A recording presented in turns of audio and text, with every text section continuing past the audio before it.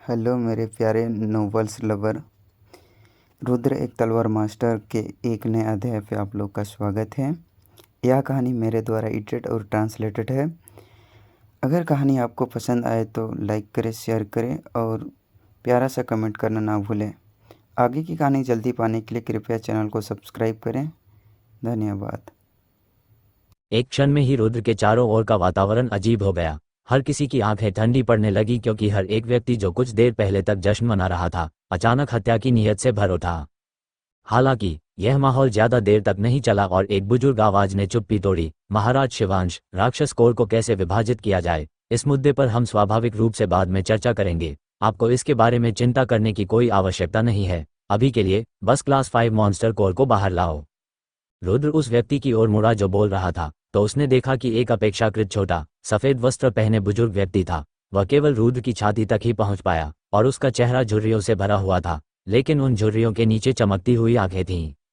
बुजुर्ग की आवाज अपेक्षाकृत शांत थी, लेकिन उनके शब्दों के पीछे कुछ बुरी मंशा छिपी थी। रुद्र ने ठंडी हंसी में जवाब दिया, बड़े भाई, मैं क्षमा चाहता हूँ, लेकिन मैं इन दोनों क्लास 5 मॉन्स्टर कोर को रखूंगा। वे बिक्री के लिए नहीं है। रुद्र ने अंतिम वाक्य पर बहुत ही दृढ़ता से जोर दिया तथा संकोच के साथ आगे चर्चा के लिए कोई स्थान नहीं छोड़ा। जैसे ही सभी ने सुना कि रुद्र राक्षस कोर नहीं बेचेगा, सभी के हाव भाव अचानक बदल गए और सभी रुद्र को ठंडी निगाहों से देखने लगे।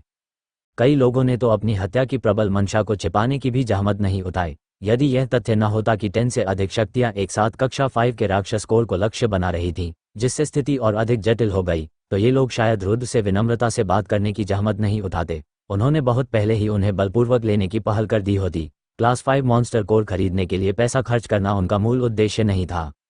माननीय शिवांशु, वे 2 क्लास 5 मॉन्स्टर कोर आपके कब्जे में रहने पर केवल आपके लिए परेशानी ही लाएंगे और आपकी मौत का कारण भी बन सकते हैं। बेहतर होगा कि आप सावधानी से चुनाव करें। सुनहरे वस्त्र पहने सभ्य दिखने वाले एक युवक ने, जो लगभग 30 वर्ष का लग रहा था, कहा। यह आदमी दुबे वंश से था। यह सही है महाराज शिवांश, यह उचित नहीं होगा कि क्लास 5 मॉन्स्टर कोर आपके कब्जे में रहे। आपको उन्हें हमें बेचना चाहिए, एक बैट कबीले के सदस्य ने कहा। इसके तुरंत बाद हर दूसरे कबीले ने रुद्र से कोर बेचने की मांग शुरू कर दी, लेकिन किसी ने भी कीमत नहीं बताई। रुद्र को अच्छी तरह पता था कि ये क्लास 5 मॉन्स्टर कोर कितने कीमती थे। चूंकि उसके स्पेस बेल्ट में हजारों बैंगनी सिक्के थे, इसलिए उसके पास पैसों की कोई कमी नहीं थी, इसलिए उन्हें बेचने की उनकी कोई इच्छा नहीं थी। रुद्र ने क्षमायाचना करते हुए अपने दोनों हाथ जोड़े। सज्जनों, मुझे सचमुच खेद है, ये राक्षस कोर नहीं बेचेगा। कुछ महत्वपूर्ण मामले हैं जिन पर इसे ध्यान देना होगा, इसलिए यह अब सभी के साथ नहीं रहेगा। ये कहते हुए रुद्र एक लापरवाह चेहरे के साथ जाने के लिए मुड़ा, लेकिन उसने बहुत पहले ही खुद को किसी भी क्षण हमला करने के लिए तैयार कर लिया था। तुमने टोस्ट पीने से इनकार कर दिया है, इसलिए सजा की शराब पियो। रुद्र की इस हरकत से वहां मौजूद कई लोग क्रोधित हो गए और तुरंत ही संत मास्टर स्तर के लोगों ने रुद्र को पकड़ने के प्रयास में उस पर हमला कर दिया। इन लोगों की गतिविधियां आग में घी डालने वाले पदार्थ की तरह थीं। जिस समय उन्होंने रुद्र पर आक्रमण किया, प्रत्येक कबीले के लोगों ने तुरंत उनका अनुसरण किया। कुछ लोग रुद्र पर हमला करने लगे, जबकि कुछ लोग रुद्र से चोरी करने की कोशिश कर रहे अन्य लोगों को रोक रहे थे। इस समय हर कोई अपने दिल में जानता था कि अगर उन्हें क्लास 5 मॉन्स्टर कोर चाहिए, तो उसे प्राप्त करने का सबसे अच्छा तरीका रुद्र से उसे चुराना होगा। प्रत्येक महान संत मास्टर विशेषज्ञ ने पहले ही देख लिया था कि रुद्र की शक्ति केवल शीर्ष संत मास्टर स्तर पर ही थी। कुलों के लिए इस प्रकार की ताकत को केवल बुरा नहीं के रूप में वर्गीकृत किया जा सकता था, इसलिए उसके बारे में चिंता करने की कोई आवश्यकता नहीं थी। लोगों को अपनी ओर आते देख रुद्र के चेहरे पर हल्की हंसी उभरी और उसकी आंखों में हत्या की नीयत उभर आई। यद्यपि इन कुलों के लोगों के पास ऐसी शक्तिशाली शक्तियां हैं जिन्हें उकसाया नहीं जाना चाहिए, फिर भी यदि वह इन लोगों को बिना जवाबी कार्रवाई के अपने ऊपर अत्याचार करने देगा, तो वह स्वयं को रुद्र कहने का साहस नहीं कर सकेगा। वह ऐसा व्यक्ति नहीं था जो मुसीबत में पड़ने से डरता हो। उसकी चांदी की हल्की पवन तलवार तुरंत उसके दाहिने हाथ में प्रकट हुई, जो चांदी की चमक के साथ चमक रही थी। अगले ही क्षण वह बिजली की गति से उन लोगों की ओर उड़ चला जो उस पर आक्रमण कर रहे थे। तलवार की अत्यंत तीव्र गति के कारण वे लोग जो संत मास्टर स्तर के थे, उन्होंने यह अनुमान नहीं लगाया था कि उसकी तलवार इतनी तीव्र गति से उनकी ओर आएगी। वे बड़ी मुश्किल से तलवार की एक झलक देख सके। जब तक वे अंततः प्रतिक्रिया करने में सक्षम हुए, तब तक हल्की पवन तलवार ने पहले ही निर्दयतापूर्वक उनका गला घोंट दिया था। एक भी व्यक्ति इससे बच नहीं सका। शिखर संत मास्टर स्तर तक पहुंचने के बाद रुद्र की आंतरिक शक्ति और सार में तेजी से सुधार हुआ था। कोई भी सेंट मास्टर प्रतिद्वंद्वी, जब तक कि उसके पास पवन सेंट फोर्स न हो, उसके हमलों से बच नहीं पाएगा। पलक झपकते ही कुछ संत गुरु विशेषज्ञ रुद्र की तलवार से मारे गए। युद्ध शक्ति के इस अचानक प्रदर्शन से जो लोग रुद्र से उसके राक्षसी कोर को लूटना चाहते थे, वे अचानक भय से पीले पड़ गए तथा फिर और अधिक सतर्क हो गए। अपने ऋषि अस्त्रों को सावधानी से अपने सामने धारण करते हुए वे धीरे धीरे रुद्र के पास पहुंचते रहे। उन कुछ लोगों को मारने के बाद भी रुद्र अपनी कार्यवाही पर आगे बढ़ता रहा। उसके पैर किसी राक्षस की गति से जमीन पर पड़े और वह आंखों से ओझल हो गया। अगली बार जब वह पुनः दिखाई दिया तो वह पहले से ही अपने स्थान से 3 मीटर आगे निकल चुका था तथा उस व्यक्ति की ओर दौड़ रहा था जो उससे चोरी करना चाहता था। रुद्र की तलवार की चमकती रोशनी का अनुसरण करते हुए आने वाले समूह के पीछे के 3 लोगों के गले तलवार की तीखी नोक से वार कर दिए गए। उसी समय रुद्र की आकृति के पास खड़े अन्य लोगों ने अपने संत हथियारों को लहराना शुरू कर दिया और वे उस पर बहुत अधिक मात्रा में संत बल से वार करने लगे। यहाँ तक कि जब ऋषि शस्त्र उस पर प्रहार कर रहे थे तब भी रुद्र ने उन पर एक दृष्टि भी नहीं डाली। मानो उसके सिर के पीछे आंखें हों, उसने अपना शरीर थोड़ा सा झुका लिया ताकि हथियार उससे चूक जाएं। डिंग! ऋषियों का एक भी अस्त्र रुद्र को नहीं लगा था, क्योंकि उनका लक्ष्य रुद्र था। प्रत्येक संत हथियार मध्य हवा में एक दूसरे से टकराते थे और धातु की आवाज की एक छोटी सिम्फनी में गूंजते थे। जब असंख्य संत हथियार एक दूसरे से टकराए तो ऊर्जा की मात्रा हवा में घूमती हुई देखी जा सकती थी। रुद्र की आंखें खतरनाक ढंग से चमक उठी जब उसने रुके हुए संत शस्त्रों का लाभ उठाया। एक पल में ही प्रकाश पवन तलवार ने एक धुंधली चमक उत्सर्जित की जिसने आसपास के सभी लोगों को अपनी चपेट में ले लिया। संत शस्त्र प्रकाश से चमक रहा था और इसकी नोक पर तलवार क्यूई का निशान था जो मृत्यु के देवता की दरांती जैसा लग रहा था। प्रत्येक वार के साथ ब्लेड प्रत्येक व्यक्ति के गले पर जा लगा और इतना घातक प्रहार हुआ कि उनके घावों से खून बहने लगा। एक छोटे से क्षण में, जो एक पूरी सांस लेने के लिए भी पर्याप्त नहीं था, लगभग 10 और संत गुरु रुद्र के हाथों मारे गए। रुद्र की आंखों में हत्या के इरादे की एक और चमक देखी जा सकती थी, क्योंकि हल्की पवन तलवार एक बार फिर चांदी की तरह चमक उठी और तलवार क्यूई की मात्रा बढ़ गई। जैसे ही रुद्र मारना शुरू करने वाला था, अचानक एक आवाज सुनाई दी, अपना हाथ रोको। ऐसा होते ही रुद्र पर आक्रमण कर रहे सभी लोग अचानक रुक गए। उसी समय वह व्यक्ति जिसके गले पर रुद्र ने चाकू मारा था, फर्श पर गिर पड़ा। कितनी तेज तलवार है! वह तलवार बहुत तेज है। समूह में कई लोग आश्चर्यचकित थे। उनमें से कई संत गुरु भी थे जो रुद्र की तलवार देख सकते थे। हालांकि तब भी वे रुद्र की बिजली जैसी गति देखकर चकित थे। वे सभी जानते थे कि इस तेज तलवार के विरुद्ध उन्हें अतिरिक्त सावधानी बरतनी होगी, अन्यथा उन्हें अपनी जान गंवाने का जोखिम उठाना पड़ेगा। इस समय कुछ महान संत गुरु जो रुद्र को नीची नज़र से देखते थे, अब उनके बारे में अलग राय रखते थे। अब वे उसे एक समान स्तर के प्रतिद्वंद्वी के रूप में देखने लगे। इस छोटे से क्षण में फर्श पर लेटे उन संत गुरुओं को छोड़कर अन्य सभी संत गुरुओं के चेहरे फीके पड़ गए और वे गंभीर हो गए। उस क्षण में वे केवल रुद्र की तलवार की धुंधली सफेद चमक देख सके, अपने साथियों की मृत्यु नहीं। रुद्र ने अपने दाहिने हाथ में तलवार पकड़ी हुई थी और वह शवों के ऊपर खड़ा था, जिसकी नोक से खून टपक रहा था। उसने अपने आसपास के सभी लोगों को उदासीनता से देखा और कहा, यदि आप मुझसे चोरी करना चाहते हैं तो आप पाएंगे कि यह आसान नहीं होगा। कम से कम मैं आप सभी को इसकी भारी कीमत चुकाने पर मजबूर कर दूंगा। रुद्र के शब्दों से किसी भी शीर्ष संत मास्टर को बिल्कुल भी घबराहट महसूस नहीं हुई। इस 100 पुरुषों के समूह में कई महान संत गुरु विशेषज्ञ थे, इसलिए उन्होंने रुद्र के भ्रमपूर्ण बयान पर विश्वास नहीं किया। यद्यपि रुद्र की बातें थोड़ी भ्रामक लग रही थीं, फिर भी किसी ने भी प्रतिक्रिया में कुछ नहीं कहा। यहाँ तक कि महान संत गुरु भी अवाक रह गए थे, क्योंकि रुद्र के चरणों में लेटे हुए वे संत गुरु उसकी शक्ति का प्रमाण थे। पापा! छत पर खड़े एक बुजुर्ग ने चेहरे पर हल्की मुस्कान लाते हुए ताली बजाई। सर शिवांश वाकई हुनरमंद है। ये सोचना कि मैं ऐसा दृश्य देख पाऊंगा कितना सराहनीय है, सचमुच सराहनीय। रुद्र ने भी मुस्कुराकर जवाब दिया, लेकिन उसे कोई जवाब नहीं दिया। सब लोग, क्या तुम अब भी मुझसे मेरी चीजें लूटना चाहते हो? जैसे ही रुद्र ने बोलना समाप्त किया, एक अधेड़ उम्र का व्यक्ति गहरे चेहरे के भाव के साथ बोला, यह मत सोचो कि क्योंकि तुम्हारे पास कुछ ताकत है इसलिए तुम बाकी सभी को अपने से नीचे कर सकते हो। शिवांश, यद्यपि तुमने मेरे वर्मा कबीले के कुछ सदस्यों को मार दिया है, लेकिन मैं तुम्हें दिखाऊंगा कि उन राक्षस को दिए बिना तुम इस क्षेत्र को जीवित नहीं छोड़ पाओगे। महाराज शिवांश, भले ही हमारे दुबे कबीले में भी आपके कारण कुछ मौतें हुई थीं, लेकिन वे कबीले के उत्कृष्ट सदस्य थे और कबीले के नेता के पसंदीदा सदस्य थे। यदि आप आज मुआवजा नहीं देंगे तो हमें भी इसे रोकने में मुश्किल होगी। हमारे कबीले के नेता का क्रोध स्वीकार करना आसान बात नहीं है।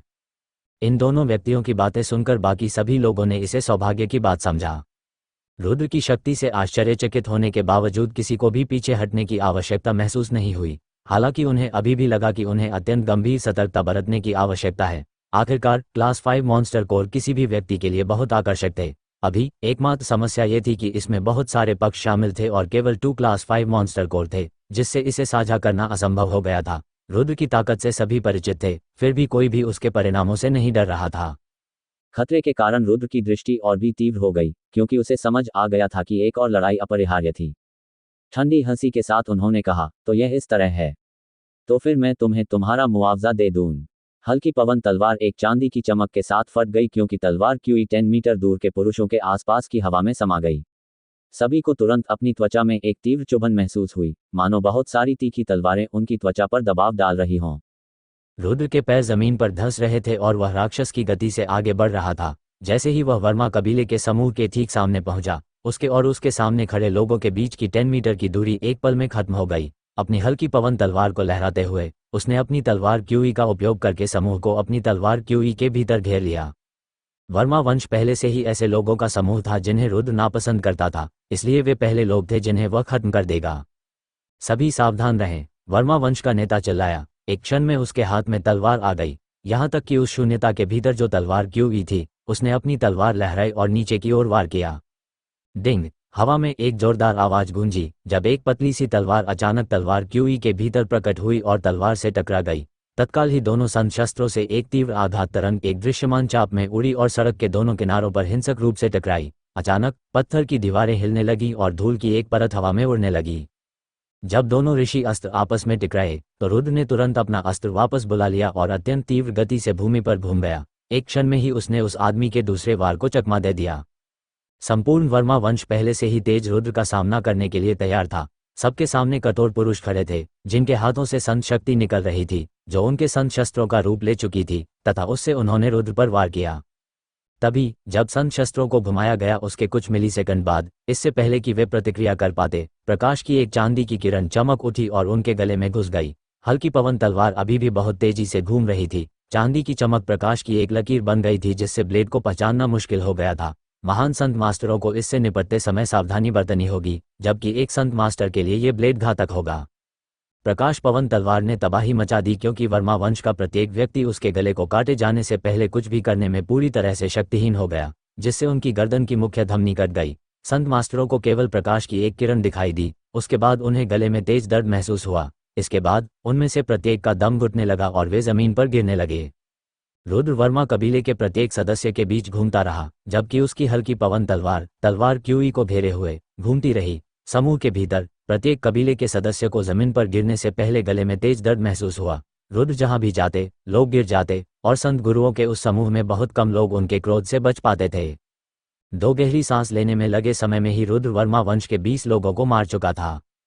चूंकि रुद्र की तलवार चलाने की तकनीक बहुत तेज और सटीक थी, इसलिए उसकी मारक क्षमता बहुत जबरदस्त थी।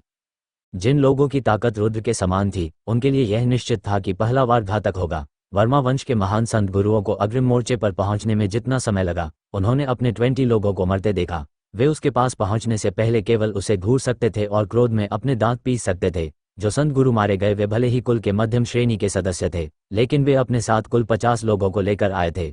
2 गहरी सांसों के भीतर उनके समूह के लगभग आधे लोग गायब हो जाना उनके लिए एक अतुलनीय क्रूर घटना थी। तुम मौत चाहते हो शिवंश, ऐसा मत सोचो कि तुम जिंदा बच पाओगे।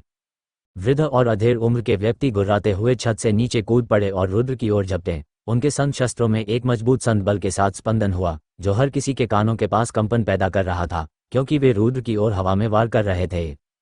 रुद्र और अधेड़ उम्र के व्यक्ति के बीच हाथापाई हो गई। लाल आंखों वाला अधेड़ उम्र का व्यक्ति गुर्राया और रुद्र को धक्का दिया। 3 महान संत गुरु, 3 संत अस्त्र उपयोगकर्ताओं की तीव्र ऊर्जा को महसूस करते हुए रुद्र के चेहरे पर एक ठंडी मुस्कान प्रकट हुई। यदि वह अभी भी प्राथमिक संत मास्टर स्तर पर होता, तो 3 महान संत मास्टरों ने उसे भारी परेशानी दी होती। उनके लिए ये शर्म की बात थी कि रुद्र शीर्ष संत मास्टर स्तर तक पहुंच गया था, जो प्राथमिक स्तर से बहुत दूर था। इन 3 महान संत गुरुओं से उसकी शक्ति से लड़ा जा सकता था, जब तक कि उनके पास कोई विशेष गुण या किसी प्रकार का मजबूत युद्ध कौशल न हो। यिन प्रकाश में लिपटी हुई हल्की पवन तलवार कान फाड़ देने वाली ध्वनि के साथ आगे की ओर उछली। एक क्षण में ही रुद्र ने 10 बार वार किया, जिससे 3 आने वाले संत शस्त्रों को रोक दिया गया, जिससे धातु की ध्वनि की एक श्रृंखला उत्पन्न हुई। उन 10 प्रहारों ने तीनों संत शस्त्रों को एक धार की तरह तोड़ दिया। यद्यपि उन्होंने 10 प्रहारों में से प्रत्येक के पीछे निहित शक्ति को देखा, फिर भी प्रत्येक संत हथियार के मालिक चिंतित नहीं थे। उनके हथियारों से बड़ी मात्रा में संत बल का विस्फोट हुआ और उनके हमलों की नीचे की गति को मजबूत किया, जो रुद्र पर केंद्रित थे। यद्यपि एक संत मास्टर के रूप में उनका मुकाबला 3 महान संत मास्टरों से था, फिर भी वे बिल्कुल भी भयभीत नहीं थे। इसके बजाय उनकी लड़ाकू शक्ति सर्वकालिक उच्च स्तर पर थी। प्रकाश पवन तलवार एक बार फिर धुंधलेपन में गायब हो गई जब वह 3 संत हथियारों से भिड़ गया। यद्यपि रुद्र वार से बच सकता था, फिर भी वह 3 महान संत गुरुओं के विरुद्ध अपनी शक्ति का परीक्षण करना चाहता था। आखिरकार वह अंततः शीर्ष संत मास्टर स्तर तक पहुंच गया था, और यह पहली लड़ाई थी जिसमें उसका मुकाबला कई महान संत मास्टरों से था। वह अपनी आंखों से अपनी सीमाएं जानना चाहता था। पतली हल्की पवन तलवार एक बार फिर संत शस्त्रों से टकराई, जिससे बड़ी मात्रा में संत बल निकला जो उसके आकार के अनुपात से अधिक था। सेंट फोर्स की टक्कर पूरे क्षेत्र में फैल गई और आसपास की इमारतों से फिर टकराई। तुरंत ही पत्थर की दीवारों में मकड़ी के जाले जैसी दरारें पड़ने लगीं, जो आगे तक फैलती चली गईं। लड़ाई शुरू होने से बहुत पहले ही इमारतों के अंदर से नागरिक बाहर निकल चुके थे, इसलिए वे किसी भी निर्दोष व्यक्ति को शामिल करने से नहीं डरते थे। जिन सड़कों पर पहले सैकड़ों लोग मौजूद थे, उन्हें खाली करा लिया गया, जिससे लड़ाकों को लड़ने के लिए खुली जगह मिल गई। जो लोग लड़ाई में शामिल नहीं थे वे भी आश्चर्यचकित थे। उन्होंने देखा कि रुद्र नामक एक संत गुरु 3 महान संत गुरुओं के साथ बराबरी के स्तर पर लड़ने में सक्षम है। उनमें से किसी को भी विश्वास नहीं हुआ कि उन्होंने क्या देखा।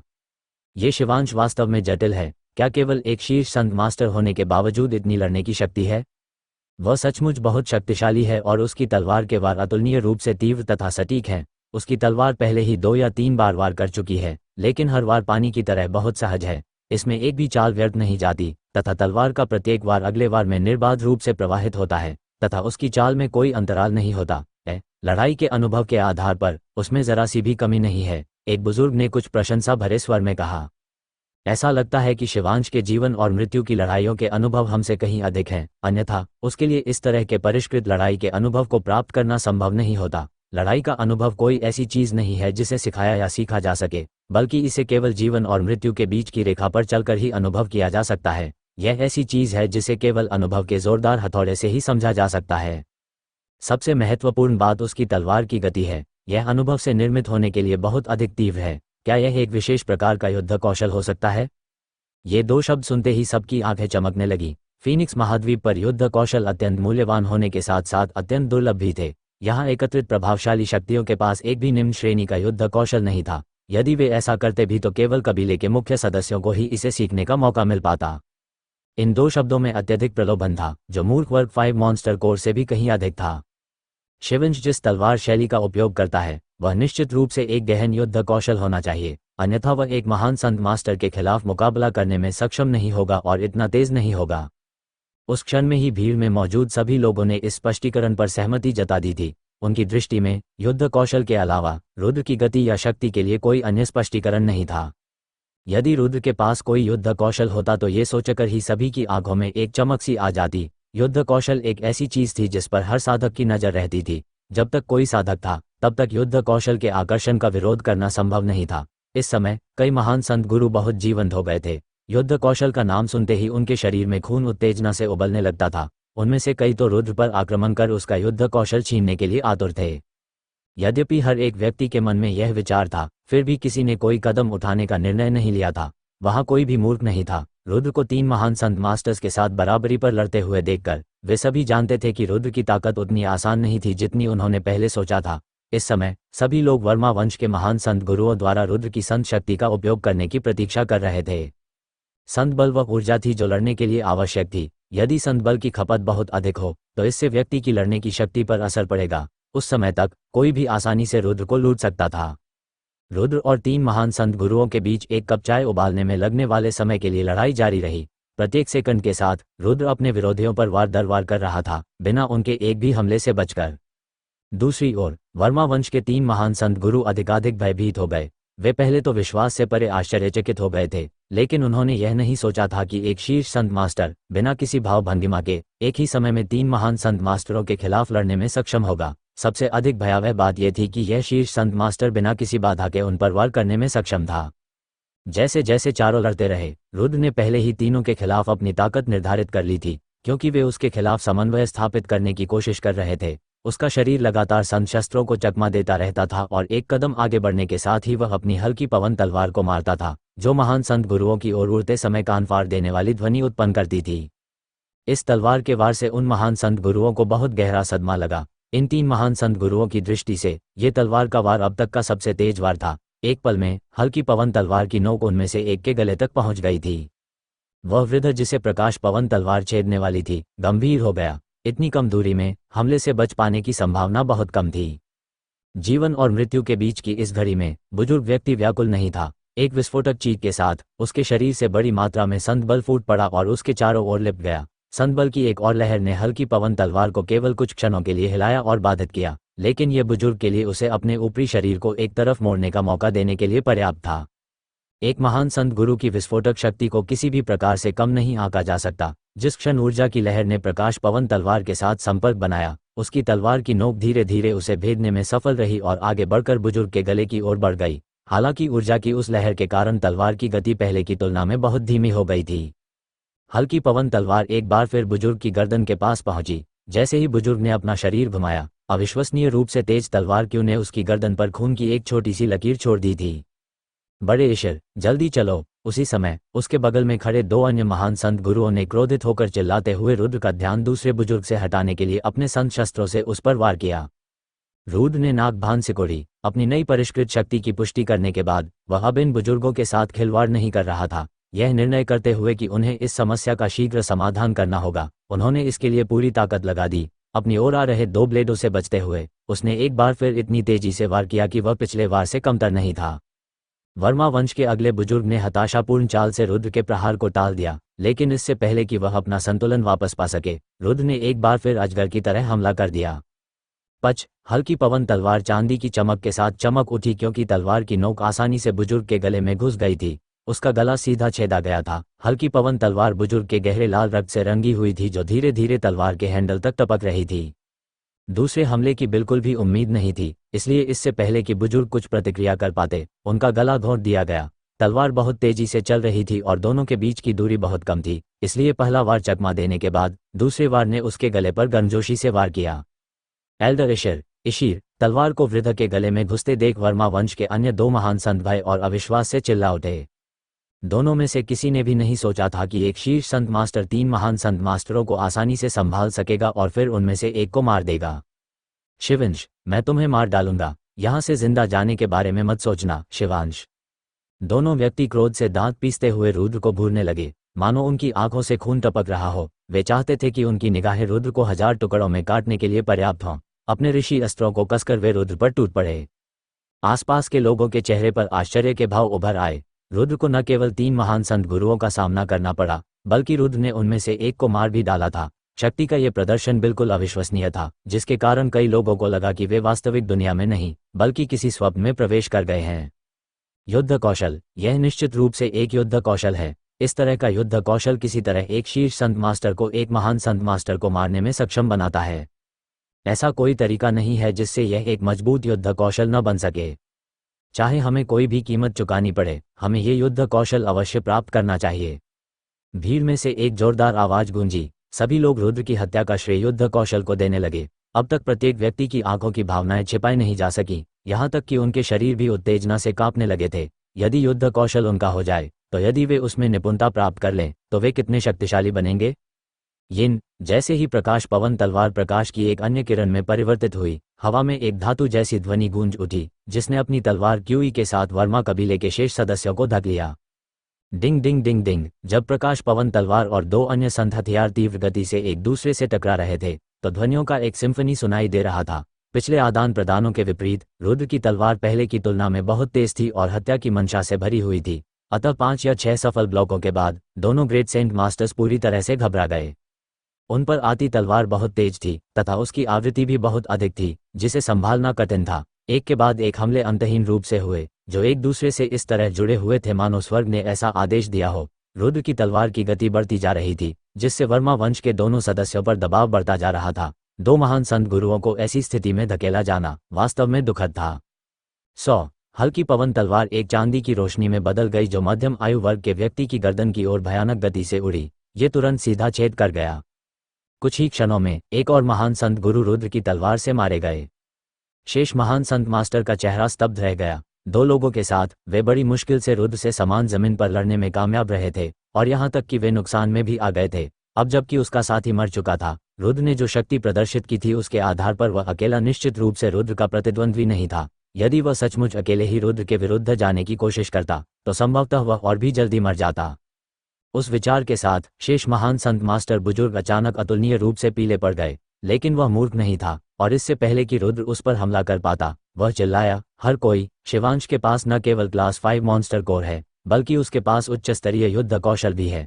हम में से कोई भी अकेले उसे नहीं मार सकेगा, बल्कि वह हमें ही मार डालेगा। यदि हम क्लास 5 मॉन्स्टर कोर और युद्ध कौशल प्राप्त करना चाहते हैं तो हमें जल्दी से हाथ मिलाना चाहिए और उसे एक साथ नीचे लाना चाहिए।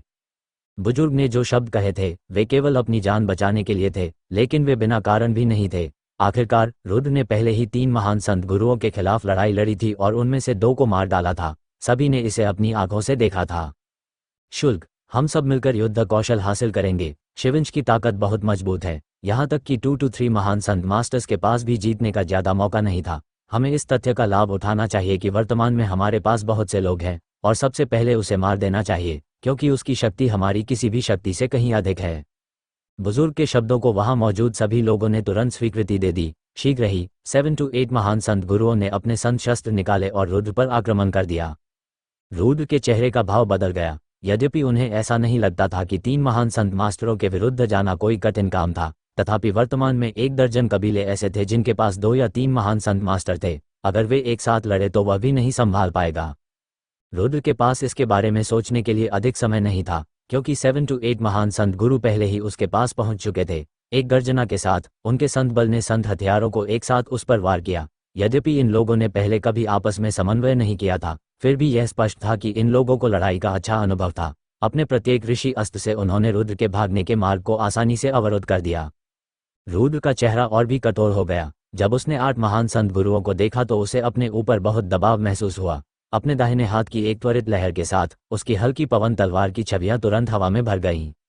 डिंग डिंग डिंग डिंग, धातु से धातु के टकराने की आवाजें एक बार फिर सुनी जा सकती थीं, क्योंकि उस छोटे से क्षण में लाइट विंड स्वॉर्ड विरोधी संत हथियारों से 10 से अधिक बार टकराई थी। ऐसा लग रहा था जैसे कि प्रकाश पवन तलवार ने सभी हथियारों को अवरुद्ध कर दिया था तथा उन्हें उनकी मूल स्थिति से हटा दिया था। रुद्र का शरीर डगमगाया और वह तुरंत ही अपनी हल्की पवन तलवार लेकर दूसरे व्यक्ति की ओर झपटा और सीधे उसके गले पर निशाना साधा। उस आदमी ने अभी अभी अपनी तलवार नीचे फेंकी थी और उसे वापस लेने का मौका नहीं मिला था। चूंकि उसने अभी अभी ऊर्जा खर्च की थी और उसे अभी तक प्राप्त नहीं किया था, इसलिए वह बिजली की तेज तलवार से बच नहीं सका। पच, हल्की पवन तलवार तुरंत उसके गले में घुस गई। गले में तेज दर्द महसूस होने से अधेड़ व्यक्ति सदमे में चला गया और वह सांस लेने में असमर्थ हो गया। अविश्वास की भावना के साथ साथ तेज चक्कर भी उसके सिर में फैलने लगा। मौत, क्या मैं मर गया हूँ? क्या सचमुच मेरी जिंदगी इस तरह खत्म हो गई है? ये सोचना कि मैं एक संत गुरु के हाथों मरूंगा। अपने जीवन के अंतिम क्षणों में भी वह अधेड़ व्यक्ति इस बात पर विश्वास नहीं कर पा रहा था। वह एक महान संत गुरु थे, लेकिन अंत में वह एक साधारण संत गुरु बनकर रह गए। जैसे ही हल्की पवन तलवार उसकी गर्दन से खींची गई, वह आदमी धीरे धीरे जमीन पर गिर गया। जैसे जैसे उनका जीवन धीरे धीरे समाप्त होने लगा, उनकी आंखें खुली रहीं तथा उनके मन में शिकायतें बनी रहीं। राजू, छत के ऊपर खड़ा हरा लबादा पहने दुबला पतला अधेड़ आदमी जमीन पर पड़े दुबले पतले आदमी को घूर रहा था। उसके चेहरे का भाव बदल गया और वह सदमे से चिल्लाया और छत से नीचे कूद गया। एक झटके में वह उस आदमी के पास पहुंच गया। राजू, राजू, हरे वस्त्र पहने व्यक्ति नीचे झुका और उत्सुकता से मृत व्यक्ति का नाम पुकारने लगा, लेकिन वह आदमी पहले ही पूरी तरह से मर चुका था, इसलिए हरे वस्त्र पहने आदमी चाहे कितना भी रोए, उसे कोई जवाब नहीं मिला। कुछ ही दूरी पर एक अन्य मध्यम आयु वर्ग का व्यक्ति और 6 अन्य काले वस्त्र पहने बुजुर्ग एक इमारत की छत पर खड़े होकर दूर से हो रही लड़ाई को देख रहे थे। नगरपालिका, क्या हम इस स्थिति को रोकने के लिए नीचे नहीं जाएंगे? आखिरकार रजतपुर शहर हमारा है, एक बुजुर्ग ने शांति से कहा। एक सफेद वस्त्र पहने अधेड़ उम्र के व्यक्ति ने अपना सिर हिलाते हुए कुछ असहाय स्वर में कहा, इसमें बाधा डालने से हमें कोई लाभ नहीं होगा। यद्यपि यह रजतपुर शहर है, हमारा क्षेत्र है, लेकिन वहां न केवल अन्य शहरों से आए कई शक्तिशाली कबीले एकत्रित हैं, बल्कि हमारे अपने रजतपुर शहर के भी 3 कबीले हैं। अगर हम जल्दबाजी में कुछ करेंगे तो हम कई लोगों को नाराज कर सकते हैं। लेकिन शिवांश नाम का यह आदमी, उसकी ताकत काफी मजबूत है। शीर्ष संत मास्टर स्तर पर वह पहले ही कुछ महान संत मास्टरों को मार चुका है। फीनिक्स महाद्वीप पर यह एक बहुत ही दुर्लभ दृश्य है। नगर के राजा के बगल में खड़े एक अन्य मध्यम आयु वर्ग के व्यक्ति ने आह भरी।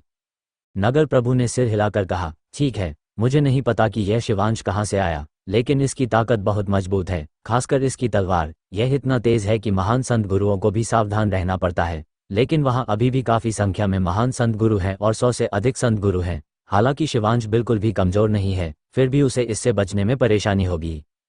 अगर उसमें एक महान संत गुरु की ताकत भी होती तो मैं शर्त लगा सकता हूं कि वह यहां से भागने में सक्षम होता, एक बुजुर्ग ने धीमी आवाज में कहा।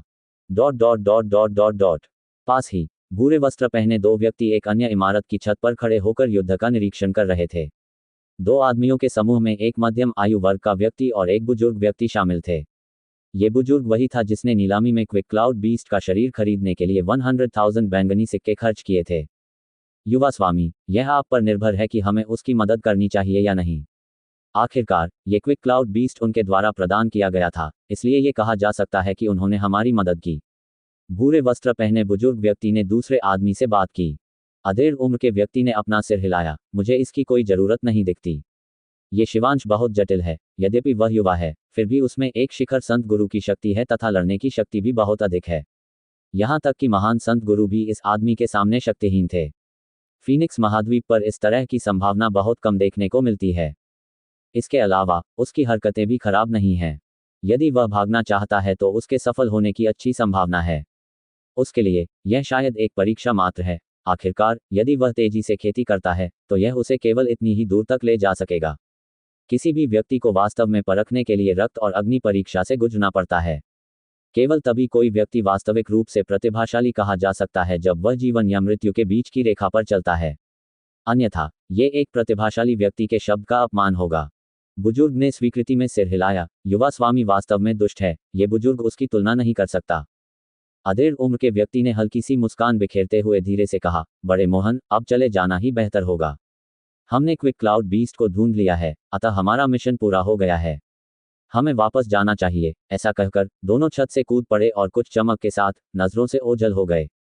दूसरी ओर रुद्र और कुछ महान संत गुरु एक गहन युद्ध में लगे हुए थे। 7 to 8 महान संत गुरुओं ने उसे घेर रखा था, जिससे रुद्र के लिए उतना शांत रहना असंभव हो गया था जितना वह पहले 3 महान संत गुरुओं के खिलाफ लड़ाई के दौरान था। प्रत्येक बीतते क्षण के साथ रुद्र के शरीर पर एक नया घाव बनता जा रहा था। विरोधी महान संत गुरुओं में से कुछ के गले पर खून के छोटे छोटे निशान थे। यदि उन्होंने सबसे महत्वपूर्ण क्षण में लाइट विंड स्वॉर्ड को चकमा नहीं दिया होता और उनके साथियों ने उनका साथ नहीं दिया होता तो वे बहुत पहले ही लाशों में बदल गए होते। रुद्र की आंखें चमक उठी और उसने जल्दी से अपने चारों ओर देखा। वह जानता था कि उसकी तलवार के प्रयोग से सभी को यह लगता था कि उसके पास युद्ध कौशल है। फीनिक्स महाद्वीप पर युद्ध कौशल की बहुमूल्यता के कारण दुश्मन निश्चित रूप से उस पर अपनी पकड़ आसानी से नहीं छोड़ेंगे। यद्यपि वह पहले ही कुछ महान संत गुरुओं को मार चुका था, फिर भी वहां 1 दर्जन से अधिक शक्तिशाली कबीले थे जिनके अपने महान संत गुरु थे। यदि ये महान संत गुरु वास्तव में एक दूसरे के साथ सहयोग करते तो रुद्र के लिए अपनी वर्तमान शक्ति के साथ उनसे निपटने का कोई रास्ता नहीं होता। यह विचार आते ही रुद्र ने कोई हिचकिचाहट नहीं दिखाई। अपने ऊपर किए गए कुछ और हमलों का सामना करने के बाद उसका पूरा शरीर आसमान में उछल गया और वह तेजी से भागने लगा। वह भागना चाहता है, उसका पीछा करो, उसे भागने मत दो। उसमें युद्ध कौशल है, अब वह हमसे बचकर भाग नहीं सकता। जल्दी करो और उसका पीछा करो। जैसे ही रुद्र उछला, सभी लोग चिल्लाने लगे। उच्च श्रेणी का युद्ध कौशल ऐसी चीज थी जिस पर पृथ्वी संत मास्टर भी लार टपकाते थे। यहाँ तक कि कई पृथ्वी संत मास्टरों के पास एक भी युद्ध कौशल नहीं था। महान संत मास्टर की तो बात ही छोड़िए। शिवंश, शांत रहो। तुम कहाँ भागने की योजना बना रहे हो? युद्ध कौशल सौंप दो या मर जाओ। आवेशपूर्ण और उग्र गर्जना के मिश्रण के बाद छतों और जमीन पर मौजूद महान संत गुरुओं ने रुद्र पर हमला कर दिया। यदि रुद्र यहीं रहकर युद्ध करता रहे तो शायद वह एक साथ सभी के आक्रमणों को आकर्षित न कर सके। हालांकि अब जब वह भागने लगा था तो कोई भी उसे आसानी से ऐसा करने की अनुमति नहीं देता था। रुद्र पर कम से कम 30 संत गुरु हमला कर रहे थे। उनके संत हथियार संत बल के साथ उमड़ पड़े और उन्होंने संकीर्ण स्थान को अतुलनीय शक्ति से भर दिया, जो किसी को भी चौंका सकता था। रुद्र के सिर के ठीक ऊपर एक कुल्हाड़ी, 2 तलवारें, एक छुरी और एक चाकू भी था, जो बहुत ही भयानक दबाव के साथ नीचे गिरे। रुद्र के हवा में होने के कारण उसके पास इस हमले से बचने के लिए कहीं जाने के अलावा कोई रास्ता नहीं था। वह अपनी दिशा नहीं बदल सकता था। असहाय होकर उसने हल्की पवन तलवार को मुट्ठी में कस लिया और तेजी से घुमाना शुरू कर दिया, जिससे उसके सामने तलवार के वारों का जाल बन गया। डिंग डिंग डिंग डिंग, संत शस्त्रों के एक साथ टकराने की ध्वनि सुनी जा सकती थी क्योंकि प्रकाश पवन तलवार उन सभी के साथ भयंकर रूप से टकरा रही थी। यद्यपि इसने आक्रामक हथियारों को रोक दिया था, लेकिन विरोधी संत हथियारों में अविश्वसनीय रूप से मजबूत बल था जिसने रुद्र पर इतना अधिक दबाव डाला था और उसे वापस जमीन पर गिरने के लिए मजबूर होना पड़ा। रुद्र के पैर धीरे धीरे जमीन पर टकराए और वह दुश्मनों से दूर बिना किसी हिचकिचाहट के गोली की तरह भागता रहा। जैसे ही रुद्र भागने लगा, दो और महान संत गुरुओं ने अपने संत शस्त्रों से हमला कर दिया। रुद्र की ओर बढ़ते हुए उनकी आंखें भयंकर चमक उठी, क्योंकि संत बल उनके संत शस्त्रों में प्रवाहित हो गया और कान फाड़ देने वाली ध्वनि के साथ रुद्र से संपर्क करने के लिए तैयार हो गया। युद्ध कौशल तो बहुत ही अधिक आकर्षक था। रुद्र की शक्ति किसी की भी अपेक्षा से कहीं अधिक थी। उसने दो महान संत गुरुओं को बचाव का मौका दिए बिना ही मार डाला था। इस प्रकार शक्तिशाली कुलों के प्रत्येक व्यक्ति ने बिना किसी संवाद के परस्पर सहमति व्यक्त की कि वे रुद्र से निपटने के लिए एक साथ हाथ मिलाएंगे।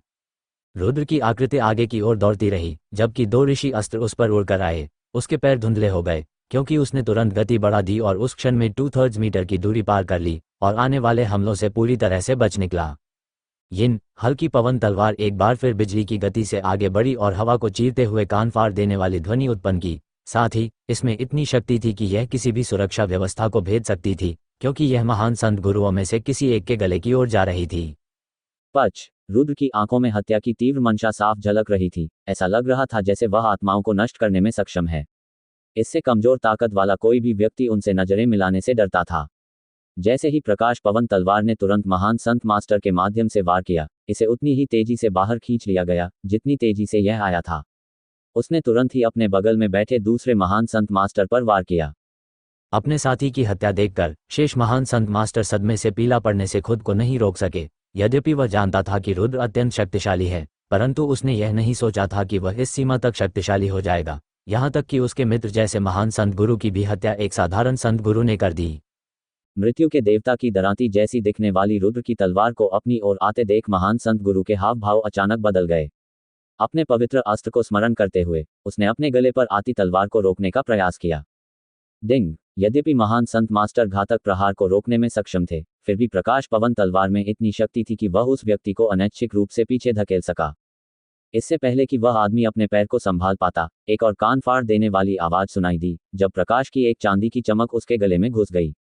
जब तक चमक समाप्त हुई, तब तक केवल एक पतली और पतली चांदी की तलवार दिखाई दे रही थी, जो पहले से ही लाल रंग में रंगी हुई थी। खंबे पर चढ़े महान संत मास्टर की आंखें चौड़ी हो गई। अपने जीवन के अंतिम क्षणों में एक ही विचार उसके दिमाग में घूम रहा था, क्या, कितनी तेज तलवार। उसी समय अन्य 30 महान संत गुरुओं ने सभी दिशाओं से रुद्र पर आक्रमण करना शुरू कर दिया।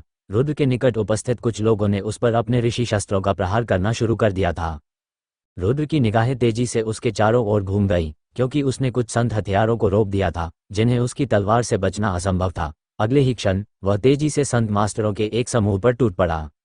यदि वह 30 महान संत गुरुओं द्वारा बनाए गए घेरे से बाहर निकलना चाहता था, तो उसे जमीन से होकर गुजरना पड़ता, क्योंकि जमीन की रक्षा के लिए सैकड़ों लोग मौजूद थे। यदि वह भीड़ में घुलने मिलने में सफल हो जाता, तो उन महान संत गुरुओं को भी उसे रोकने में कठिनाई होती। यदि वह हवाई मार्ग से भाग जाता, तो संभवतः ऊपर उड़ते ही उसे फिर से महान संत मास्टरों द्वारा घेर लिया जाता।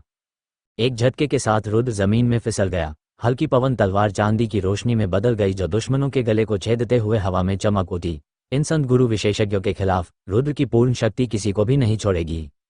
रुद्र तेजी से लोगों की भीड़ के साथ आगे बढ़ा। वह जिस भी स्थान से गुजरता, उसके दोनों ओर के प्रमुख कुलों के सदस्य जमीन पर गिर जाते। तेज भागना, लोगों का समूह भयभीत हो गया और गर्म टिन की छत पर बैठी बिल्लियों की तरह सभी दिशाओं में बिखर गया। हरामी, शिवंश, मैं तुम्हें माफ नहीं करूंगी, मैं तुम्हारे 1000 टुकड़े कर दूंगा। रुद्र के हाथों मारे गए लोगों को देखकर कुछ महान संत गुरु हताशा से क्रोधित हो गए। फिर उन्होंने रुद्र का पीछा करने के लिए भीड़ पर हमला करना शुरू कर दिया। हालांकि चूंकि इस घनी भीड़ में अपने अपने पक्ष के लोग थे, इसलिए महान संत गुरुओं को ऐसा महसूस हुआ जैसे कि उनके हाथ और पैर उनकी पीठ के पीछे बांध दिए गए हों, क्योंकि वे रुद्र की तरह अंधाधुंध हत्या नहीं कर सकते थे। सब लोग तितर बितर हो जाओ, एक व्यक्ति ने तुरंत चिल्लाकर कहा, लेकिन यह अनावश्यक था। जैसे ही रुद्र संत महात्माओं के समूह पर टूट पड़ा, वे सभी अपनी जान बचाने के लिए सभी दिशाओं में भागने लगे। लेकिन चूंकि संकरी गली में 100 लोग एकत्रित थे, इसलिए सभी का कम समय में वहां से बचकर निकल पाना असंभव था। रुद्र की अतुलनीय तेज तलवार के कारण दूर के कुछ ही लोग उसके रास्ते से बाल बाल बच पाए, क्योंकि दुर्भाग्यशाली सभी लोग मारे गए। कुछ ही सांसों में रुद्र ने सड़कों को खून से लाल कर दिया। वह सैकड़ों लोगों की भीड़ से बाहर निकला और बिना रुके तुरंत दूर भागने लगा। उसके पीछे शेष 30 महान संत गुरु लगातार उसका पीछा कर रहे थे, उसे जाने देने के लिए तैयार नहीं थे। रुद्र को दूर जाता देख रजतपुर शहर के नगर स्वामी ने एक सांस छोड़ी, वह चला गया है। अगर वह यहीं रहे और इन लोगों को इधर उधर फेंकते रहे, तो मुझे नहीं पता कि हमारा रजतपुर शहर कैसा दिखेगा। स्वामी के पास खड़े अन्य लोगों ने चुपचाप अपना सिर हिलाया। यद्यपि राजतपुर शहर उनके नियंत्रण में द्वितीय श्रेणी का शहर था, फिर भी वे केवल कुछ लाख सैनिकों को ही नियंत्रित कर सकते थे। ये समूह सिर्फ एक कबीला नहीं था, ये कुछ दर्जन शक्तिशाली कबीलों का एक अस्थायी गठबंधन था जिसे आसानी से उकसाया जा सकता था। यदि वे एक साथ आ जाएं तो 1 लाख की सेना को भी उनसे निपटने में सिरदर्द हो जाएगा। मैंने नहीं सोचा था कि शिवांश के पास युद्ध कौशल होगा। ये कितना बड़ा झटका है। यहाँ तक कि फीनिक्स महाद्वीप के विभिन्न पृथ्वी संत मास्टर्स के पास भी ऐसा युद्ध कौशल नहीं है, एक बुजुर्ग ने ईर्ष्यापूर्ण प्रशंसा के साथ कहा। शिवांश बहुत भाग्यशाली है। न केवल उसके पास 2 श्रेणी 5 जादुई जानवर के शरीर थे, बल्कि उसके पास एक युद्ध कौशल भी था। कौन जानता है कि उसके पास और क्या हो सकता है। ये शिवांश भी बहुत जटिल है। मैं आशा करता हूं कि उसके पीछे कोई बड़ी शक्ति नहीं है, अन्यथा उसका पीछा करने वाले कबीले बुरी तरह से पीड़ित होंगे। अरे, हर आदमी निर्दोष है, लेकिन दूसरे के खजाने से ईर्ष्या करना अपराध है। नगर के स्वामी ने एक और सांस ली और दूसरा आदेश दिया, हर रक्षक को बता दे कि इस समूह को बाधित नहीं किया जाना चाहिए। हाँ। ... रुद्र तेजी से सड़कों से होते हुए शहर के द्वार की ओर भागा। रजतपुर शहर एक बड़े क्षेत्र में फैला हुआ था, जिसमें कई गुप्त स्थान थे, यहाँ तक कि जासूसों की संख्या भी बहुत अधिक थी। राजतपुर शहर में रुकना कोई बुद्धिमानी भरा निर्णय नहीं था, इसलिए एकमात्र उपाय यह था कि शहर से भागकर ग्रामीण इलाकों में चला जाए। इसलिए रुद्र को थोड़ी देर और दौड़ना जारी रखना होगा। रुद्र के शरीर पर लगे विभिन्न घावों से खून बहता रहा और उसके कपड़े लाल हो गए। उस समय उसके पास अपनी चोटों से निपटने का समय नहीं था, उसे बस जल्दी से शहर से भागने की जरूरत थी। रुद्र बिना एक क्षण भी रुके तेजी से सड़कों पर भागा। प्रत्येक छलांग के साथ वह तेजी से जमीन से इमारतों की ओर उड़ता गया। पहले से ही उसकी गति एक निम्न स्तर के जादुई जानवर और सड़कों पर लोगों को ले जाने वाले अन्य निम्न स्तर के जादुई जानवरों से कहीं अधिक थी। यद्यपि वह पहले से ही तेज गति से यात्रा कर रहा था, लेकिन महान संत गुरुओं का समूह रुद्र से किसी भी तरह धीमा नहीं था। वे पूरी तरह से नहीं जानते थे कि रुद्र इतनी तेजी से कैसे आगे बढ़ सकता है, लेकिन वे अपनी श्रेष्ठ संत शक्ति के साथ इसकी भरपाई कर सकते थे। शिवंश, तुम बच नहीं सकते। यदि तुम मरना नहीं चाहते तो रुक जाओ और आज्ञाकारी होकर हमारी प्रतीक्षा करो। एक महान संत मास्टर ने पीछे से जोर से चिल्लाकर पुकारा। यद्यपि वहां कुछ अन्य लोग भी चिल्ला रहे थे, लेकिन यह व्यक्ति उससे भी अधिक जोर से चिल्ला रहा था। उसकी आवाज उसके निकट उपस्थित किसी भी संवेदनशील श्रवण शक्ति वाले व्यक्ति के कान के पर्दे को आसानी से फाड़ सकती थी। 30 महान संत गुरुओं ने विभिन्न सड़कों पर रुद्र का लगातार पीछा किया। उनकी चीखें कई लोगों की जिज्ञासा को आकर्षित कर रही थी। प्रत्येक व्यक्ति जैसे ही हंगामे की दिशा में देखने के लिए मुड़ा, उसकी हालत एकदम से थम सी गई। ये 30 महान संत गुरुओं का समूह होगा। एक अधेड़ उम्र का व्यक्ति भागते हुए रुद्र की ओर घूरता रहा और फिर बुदबुदाया, ये शिवांश बहुत तेज है। यदि स्थिति इसी तरह जारी रही तो कुछ ही समय में उसे पकड़ने की हमारी संभावना लगभग असंभव हो जाएगी। उसके बाद उसने अपना सिर घुमाकर अपने बगल में बैठे आदमी की ओर देखा। हमारे ग्रुप में तीसरे सबसे बड़े, मुझे डर है कि केवल तुम ही शिवांश को पकड़ पाओगे। हम उसे भागने की इजाजत नहीं दे सकते, इसलिए बेहतर होगा कि आप उसे रोकने के लिए आगे आएं। तीसरा सबसे बड़ा बेटा लाल रंग का लबादा पहने हुए था और न तो मोटा दिख रहा था और न ही दुबला। यद्यपि वह मध्य आयु में थे, लेकिन उनका बाह्य स्वरूप उन्हें युवा दिखाता था। वास्तव में जो तीसरा सबसे बड़ा बेटा था वह काफी सुंदर और आत्मविश्वासी था। ये सुनकर तीसरे सबसे बड़े ने अपने आगे पीछे हटते हुए व्यक्ति पर ध्यान केंद्रित किया और फिर अपनी आंखों में थोड़ी सी हिचकिचाहट के साथ उस समय की यादें ताज़ा की जब रुद्र ने कुछ महान संत गुरुओं को मार डाला था। दूसरे भाई, इस शिवांश में जहां एक और शिखर संत गुरु की ताकत है, वहीं दूसरी ओर इसमें युद्ध कौशल भी है। क्या तुमने नहीं देखा कि उसने अभी अभी कुछ महान संत गुरुओं की हत्या की है? मैं तो केवल एक व्यक्ति हूं और उससे लड़ने के लिए ये पर्याप्त नहीं होगा। ये सोचकर कि किस प्रकार रुद्र ने उन महान संत गुरुओं का वध किया था, तीसरे सबसे बड़े पुत्र का दिल जोरों से धड़कने लगा। तीसरे ज्येष्ठ, यद्यपि आपके पास केवल प्राथमिक महान संत मास्टर की ताकत है, लेकिन यह मत भूलिए कि आपके पास पवन संत बल है। आप गति में श्रेष्ठ हैं। यद्यपि शिवांश हम सभी से गति में आगे है, इसलिए हमें सावधानी से आगे बढ़ना होगा, लेकिन आप उसके विपरीत हैं। मध्यम आयु वाले व्यक्ति ने कहा। दूसरे भाई, यद्यपि मेरे पास पवन शक्ति है, फिर भी हवाओं से मेरी परिचितता कम है। यदि रुद्र की गति की तुलना मेरी गति से की जाए तो निस्संदेह वह मुझसे अधिक तेज होगा। तीसरे सबसे बड़े ने अविश्वासपूर्वक कहा। अधेड़ उम्र के व्यक्ति ने एक आह भरी। उसका तीसरा सबसे बड़ा बेटा मरने से बहुत डरता था, इसलिए वह दुखी होकर बोला, तीसरे सबसे बड़े, क्या आप नहीं देख सकते कि हम में से कितने लोग इस शिवांश का पीछा कर रहे हैं? आपको बस कुछ समय के लिए उसका ध्यान भटकाना है। अगर शिवांश एक बार फिर हमारे जाल में फंस गया तो उसका बचना मुश्किल हो जाएगा। फिर जब हमारा काम खत्म हो जाएगा तो आप शिवांश की स्पेस बेल्ट लेने वाले पहले व्यक्ति होंगे और फिर आप भाग निकलेंगे। आपकी गति और आपकी पूरी ताकत को मिलाकर यहाँ कोई भी आपको पकड़ नहीं पाएगा। इन शब्दों के बावजूद तीसरे सबसे बड़े बेटे ने जवाब देने से पहले कुछ देर तक हिचकिचाहट दिखाई। ठीक है दूसरे भाई, मैं शिवांश को ब्लॉक कर दूंगा, लेकिन तुम सब तुरंत मेरी मदद करने आ जाओ। चिंता मत करो तीसरे सबसे बड़े, इतने सारे लोगों के साथ हम उस युद्ध कौशल को हासिल करने में सक्षम होंगे, इसलिए हमें बाकी सब चीज़ों के लिए आप पर निर्भर रहना होगा। अधेड़ उम्र के व्यक्ति ने उत्साह से तीसरे सबसे बड़े बेटे के कंधे पर थपथपाया। उसके दिमाग में अगर यह योजना सफल हो गई तो युद्ध कौशल और 2 श्रेणी 5 मॉन्स्टर कोर उसके हाथों में आ जाएंगे। रुद्र पहले से ही अपनी पूरी ताकत लगाकर सड़कों पर दौड़ रहा था और उसकी गति घोड़े जैसी थी। कुछ ही देर में वह 40 किलोमीटर की सड़क यात्रा कर चुका था, जिससे शहर का द्वार उसके बहुत करीब आ गया था। उस समय महान संत गुरुओं के समूह के सामने से एक सियान रंग का प्रकाश अचानक हर जगह चमक उठा और एक आदमी की आकृति अचानक उसके घेरे में आ गई। उसकी गति अचानक बढ़ गई और वह समूह से बहुत दूर रुद्र की ओर उड़ चला। रुद्र को अपने पीछे घटी यह अजीब घटना समझ में आ गई। सिर पीछे घुमाकर देखने पर अचानक उसका चेहरा बदल गया। कितना दुर्भाग्यपूर्ण है, उनके समूह में एक ऐसा व्यक्ति था जिसके पास पवन से संबंधित संत बल था। ये कितना कष्टकारी होगा। पवन संत बल वाला व्यक्ति गति में श्रेष्ठता रखता है। यदि कोई व्यक्ति वायु से संबंधित महान संत गुरु हो तो पृथ्वी का संत गुरु भी उसकी गति की तुलना नहीं कर सकेगा।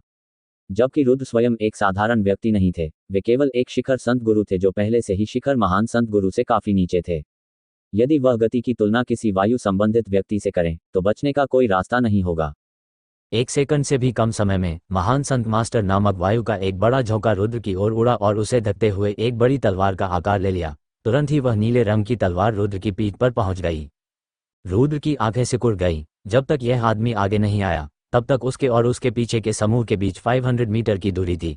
इससे पहले कि बाकी महान संत मास्टर्स उस तक पहुंच सकें, उसे जल्दी से इस वायु प्रधान व्यक्ति का ध्यान रखना होगा। यदि वह ऐसा नहीं करता तो इसमें कोई संदेह नहीं कि वह एक बार फिर उन सब के बीच फंस जाएगा, जिससे उसके लिए दोबारा बच निकलना असंभव हो जाएगा। जैसे ही उसने उस आदमी की ओर तलवार क्यूई की एक तेज मात्रा चलाई, उसके दाहिने हाथ में तुरंत ही हल्की पवन तलवार प्रकट हो गई। डिंग! जब हवा की परत ने संत बल को तलवार क्यूई की तेज मात्रा के साथ संपर्क किया तो दोनों पक्षों से आने वाली संत बल की मात्रा ने तुरंत एक दूसरे को इस तरह से पीछे हटा दिया कि यह सभी को दिखाई दे रहा था। आघात तरंगें इमारतों तक पहुंच गईं और उनमें दरारें पड़ गईं। यहां तक कि राक्षस कोर बेचने वाले स्टॉल भी उत्पन्न ऊर्जा की लहर से प्रभावित हुए। अरे, वहां तो झगड़ा हो रहा है। सियान रंग की रोशनी, ये हवा से जुड़े व्यक्ति का संकेत है। जल्दी करो और छिप जाओ, ये दोनों विशेषज्ञ हैं। अगर कोई घायल हुआ तो वह हम में से ही कोई होगा। गार्डमैन जल्दी ही यहाँ आ जाएंगे। दोनों व्यक्तियों के बीच झगड़ा हुआ और जिस सड़क पर वे थे वहां शीघ्र ही अव्यवस्था फैल गई। कुछ कमजोर लोगों ने चोट से बचने के लिए तुरंत दूर जाने की कोशिश की। रुद्र की हल्की पवन तलवार धुंधली चमक के साथ तेजी से आगे बढ़ी, जिससे हथियार का मार्ग विकृत हो गया। इस छोटे से क्षण में यह जरूरी था कि वह इस वायुजनित मनुष्य को शीघ्र मार डाले।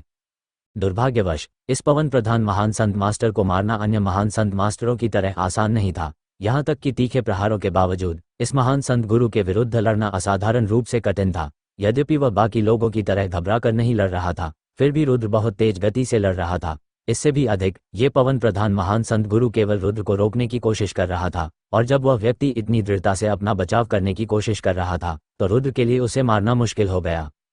इस देरी के कारण महान संत गुरुओं का बड़ा समूह लगभग उनके पास आ पहुंचा था। ये देखकर कि समूह कितनी तेजी से उसकी ओर आ रहा है, रुद्र ने अपने होंठ काट लिए और लड़ने की कोशिश छोड़ दी। उसके पैर घूमे और वह एक बार फिर शहर के फाटक की ओर दौड़ पड़ा।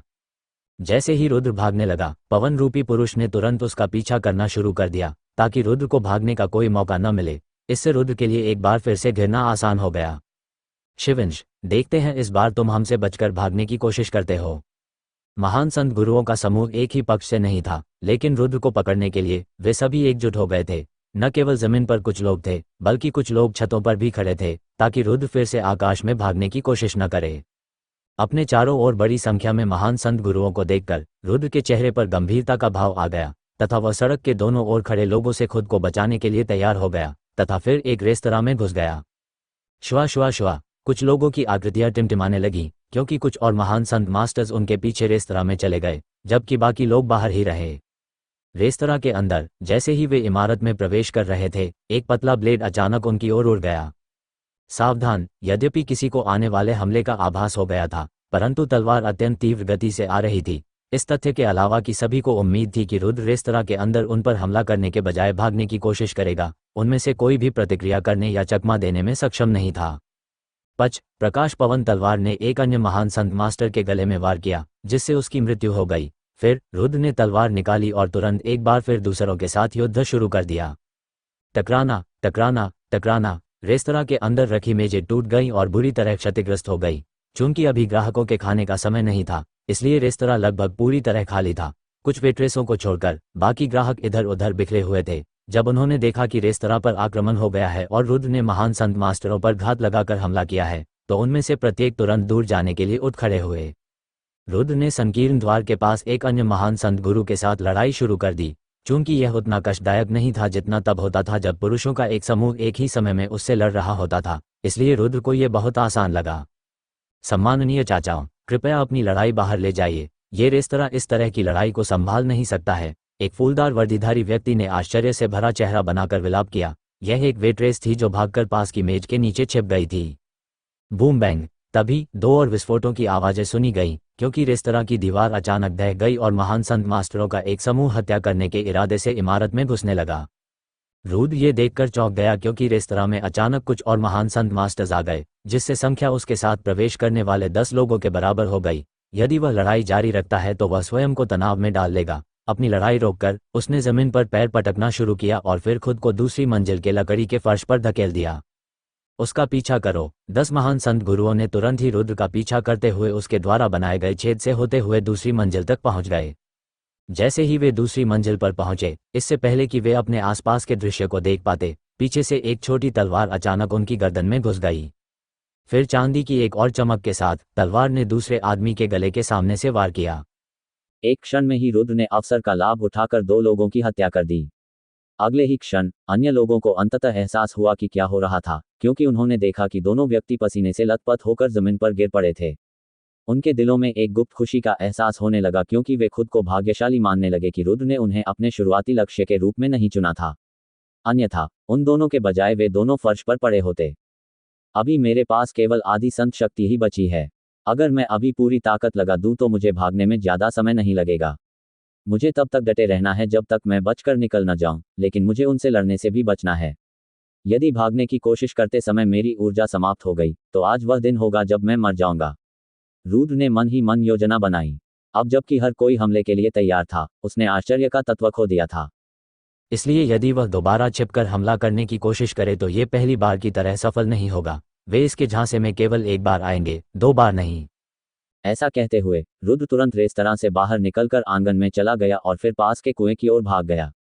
जैसे ही रुद्र प्रवेश द्वार पर पहुंचा, अचानक दूसरी मंजिल से एक सफेद रंग की रोशनी रुद्र की ओर चमकने लगी।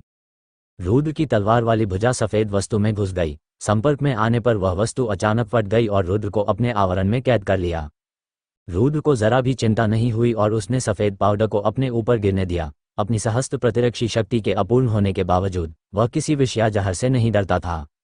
रुद्र ने अपना एक हाथ पत्थर की पटिया के ऊपर उठाया और फिर जोर से उस पर गिर पड़ा। स्लैब कई टुकड़ों में टूट गया, जिससे उसके नीचे का प्रवेश द्वार दिखाई देने लगा। बिना किसी हिचकिचाहट के रुद्र तुरंत उसमें कूद पड़ा।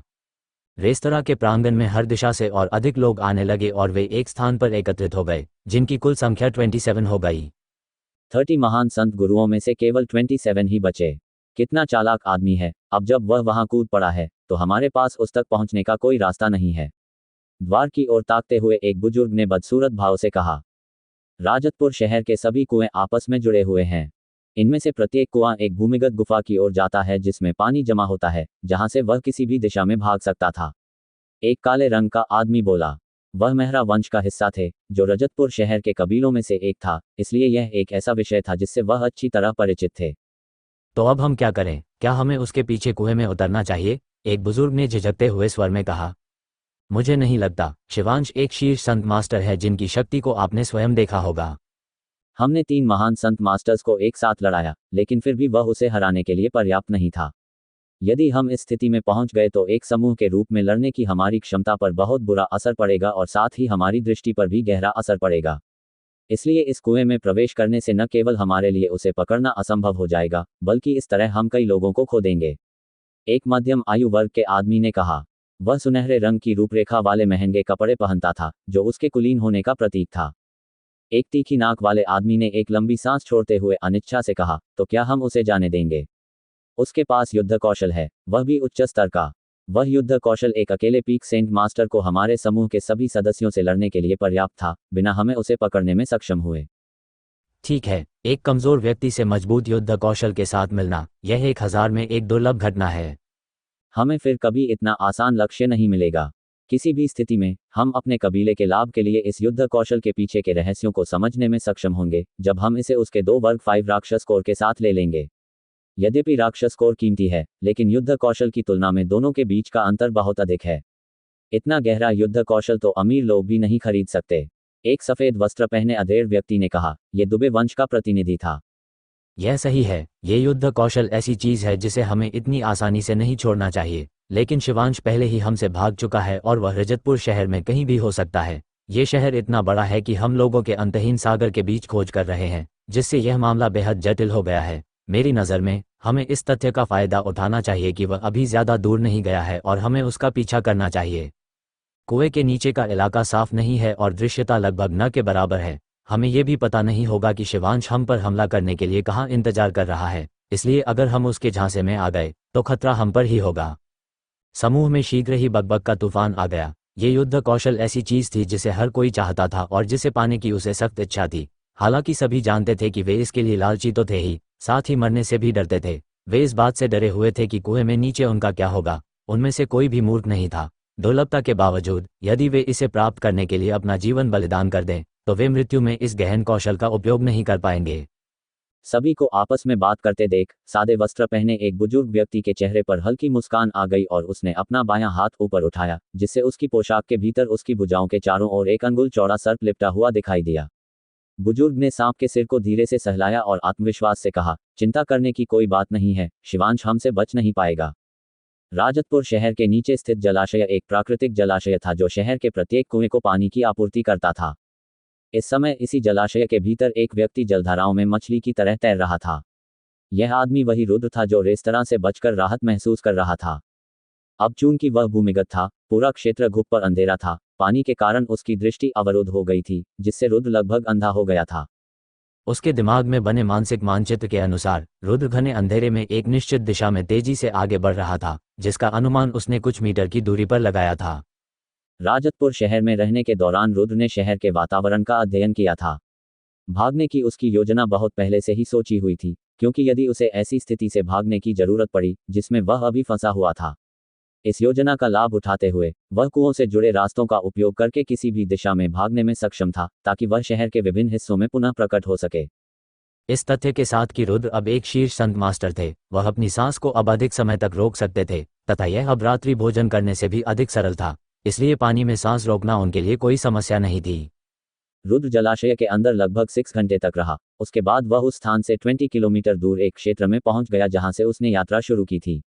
दूसरी दिशा की ओर मुंह करके वह एक चौड़े मार्ग की ओर तैरने लगा और सतह की ओर बढ़ता रहा। अपने बालों में अभी भी पानी भरा होने के बावजूद रुद्र ने एक और सांस ली। लगातार 6 घंटे तैरने के बाद वह थोड़ा थक गया था। अपनी सांस को संभालने के बाद रुद्र ने दोनों हथेलियों को पानी की सतह पर पटका और गोली की तरह पूल से बाहर निकल गया।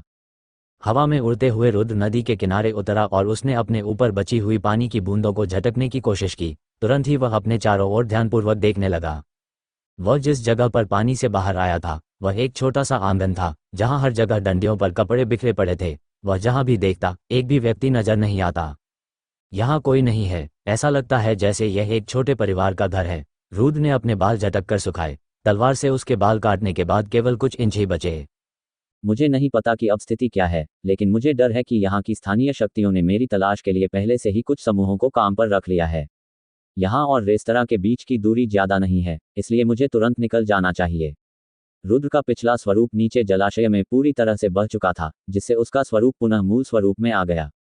उसके गीले बालों ने उसके पहले से ही सुंदर चेहरे को और भी अधिक सुंदर बना दिया था, जिससे उसका आकर्षण और भी बढ़ गया था।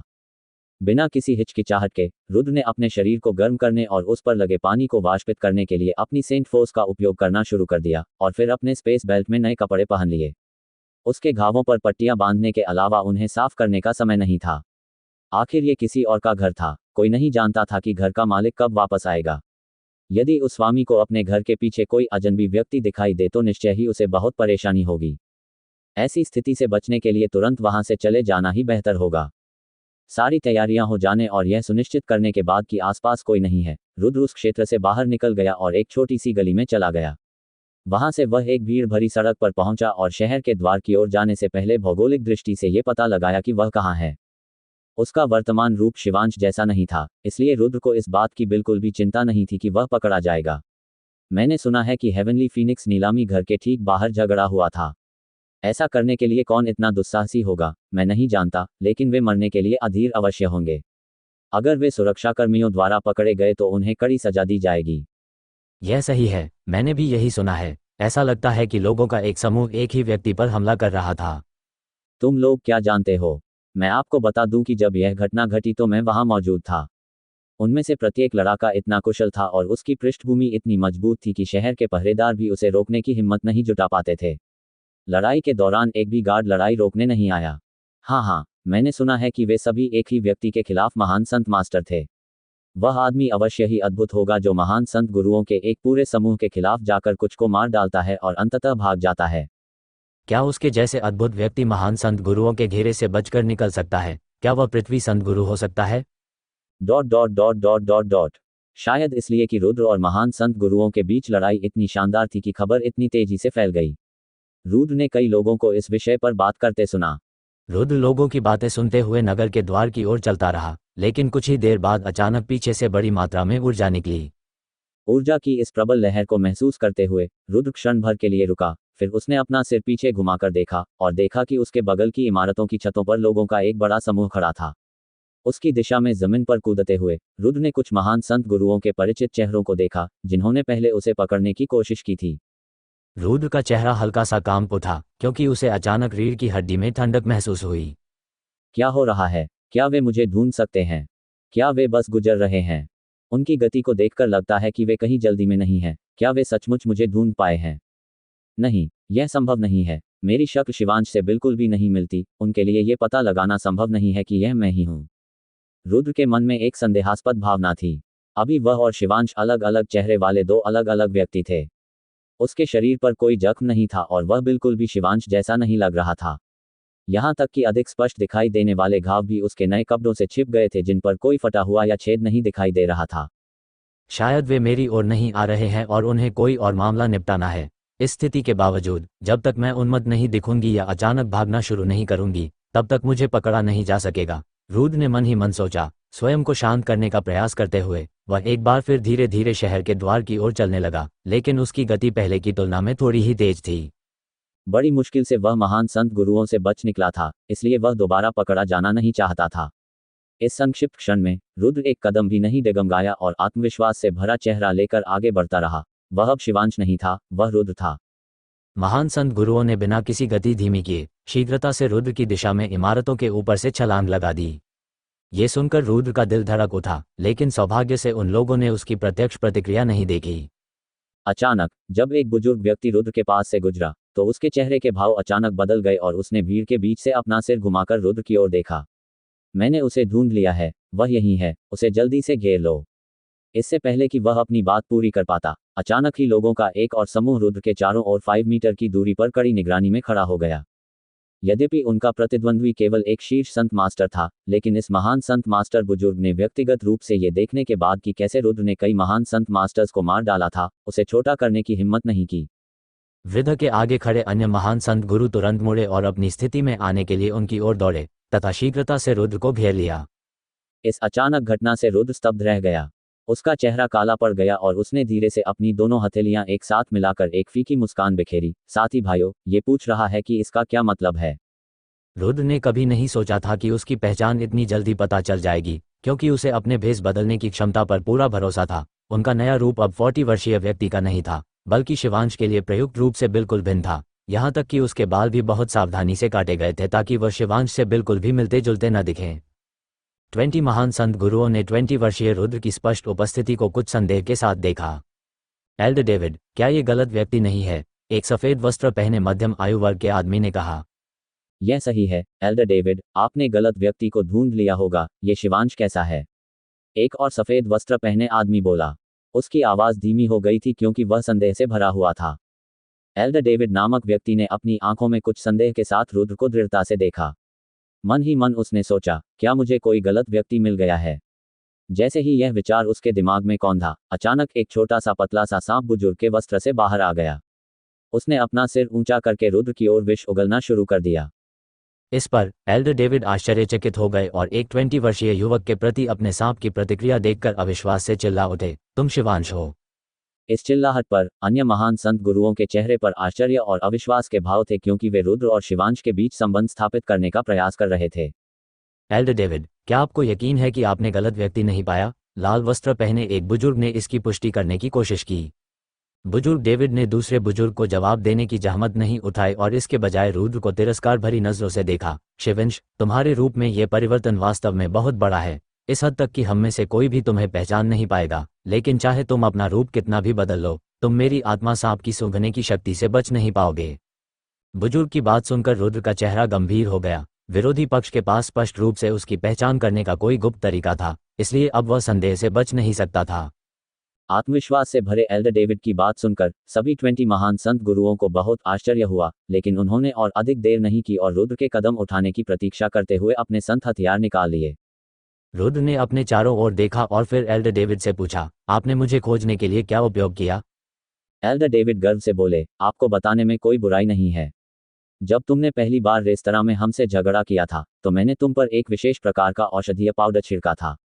इस स्पिरिट स्नैक के साथ, ये 1000 मीटर के भीतर की गंध को आसानी से पहचान सकता है, इसलिए आपको ट्रैक करना आसान था।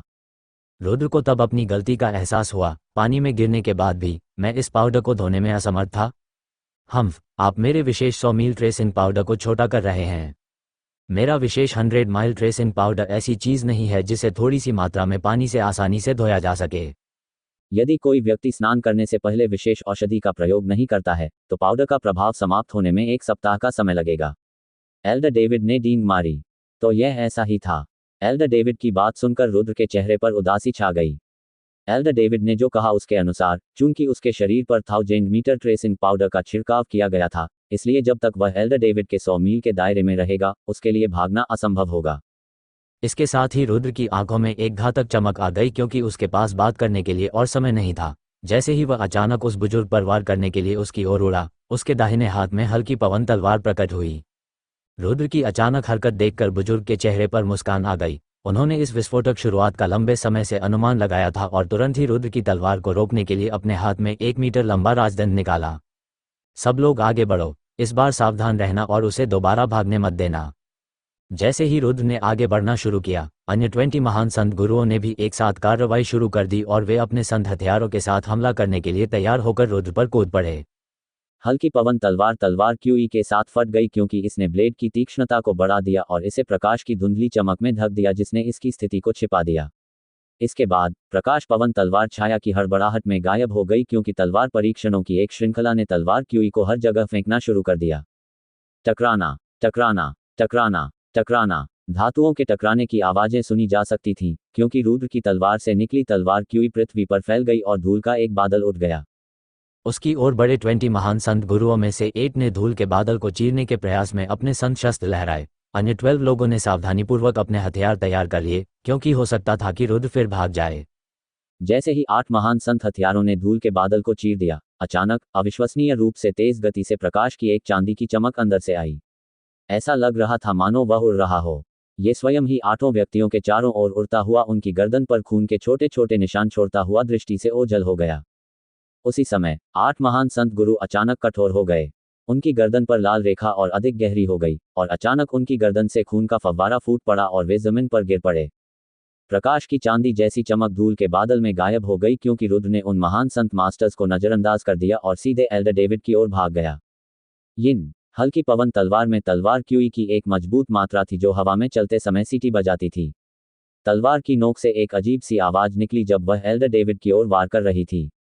एल्डर डेविड को पहले से ही रुद्र के हमले का अनुमान था, और इसलिए सबसे महत्वपूर्ण क्षण में एल्डर डेविड के चेहरे पर एक भावशून्य भाव बना रहा, क्योंकि वे पीछे की ओर उड़ गए और क्षति से बचने के लिए अपने शरीर को एक ओर मोड़ लिया। उसी समय राजदंड तलवार को रोकने के लिए आगे आया। डिंग! राजदंड और प्रकाश पवन तलवार एक जोरदार ध्वनि के साथ आपस में टकराए। टक्कर के बाद रुद्र ने तुरंत तलवार को राजदंड से नीचे सरका दिया और बुजुर्ग पर क्षैतिज वार किया। पच! हल्की पवन तलवार की तीखी नोक एल्डर डेविड के गले पर लगी। यद्यपि वह एक महान संत गुरु थे, रुद्र की शक्ति के प्रभाव में वह भी मारे गए थे। अचानक पीछे से एक बड़ी तलवार आई और रुद्र की पीठ पर वार कर दिया। अचानक हुए प्रहार से रुद्र कुछ कदम आगे बढ़ा और उसकी पीठ पर आधा मीटर लंबा घाव हो गया। घाव से खून की एक लहर तेजी से बह निकली और उसके कपड़े खून से लाल हो गए। रुद्र के शरीर पर घाव देखकर सभी की आंखें चमक उठी और वे रुद्र की ओर दौड़ पड़े। तुरंत ही उनमें से कुछ अपने ऋषि अस्त्रों के साथ रुद्र पर वार करने के लिए तैयार होकर उसकी ओर दौड़े। तो आप सभी मरना चाहते हैं, तो मैं आपकी मदद करूंगा।